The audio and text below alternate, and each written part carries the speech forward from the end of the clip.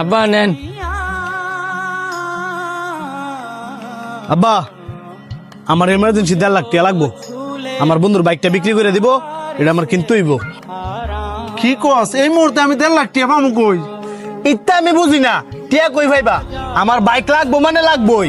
বাবা বোঝার চেষ্টা কর, 2 দিন আগে মাত্র গরুটি কিনে আনছি, আর তো টিয়া পয়সা একবারই নাই। দরকার বললেই গরু বেচে দাও, তারপর আমার এই বাইকটা লাগবোই।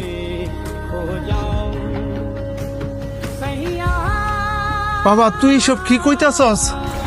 আমি ঠিকই কইতাছি, তুমি না ব্যস্ত তাহলে কও, আমি হাড়ো গিয়ে বেচে টিয়া লই। ভাই ভাই চল প্রতিবন্ধী গুন্ডালে এই তোর না করছি, এই লুল মূল লয়ে আমার শরীর না ধরতি, আর তোর বাইকেরা আমি তোর কোনো বাইটাই না। আর আপনার যেটা কইছি যে মাথা রাখেন, আমার টিয়া লাগবো মানে লাগবোই।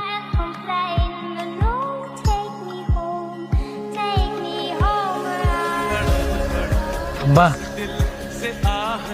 আমার যে সামান্য ঠেগুলো আছে না, ওইগুলা দিয়া বাইরে বাইক কিনে দিও। কি কস বাবা, এগুলা তো তোর প্রতিবন্ধী ভাতার টাকা। আমি বাতার টিয়া দেখি কেন, আপনি বাইরে বাইক কিনা দেন, ভাই অনেক খুশি হইব। ওই বাইক দিয়া আমার ভাই আমার ঘুরাইব। তুই কইতাছ কিনা দিতাম? বাবা দেন, নয়তো ভাই আপনি যে গরু বেচে দিব। ঠিক আছে।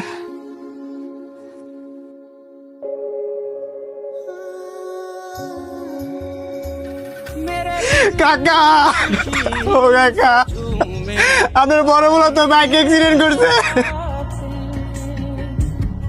আমার পোলা বাইক অ্যাক্সিডেন্ট করছে? আমার পোলা ওটা কই? আপনার বুড়ার সবাই হাসপাতালে লেগেছে, আপনি আয়না বলে তাড়াতাড়ি।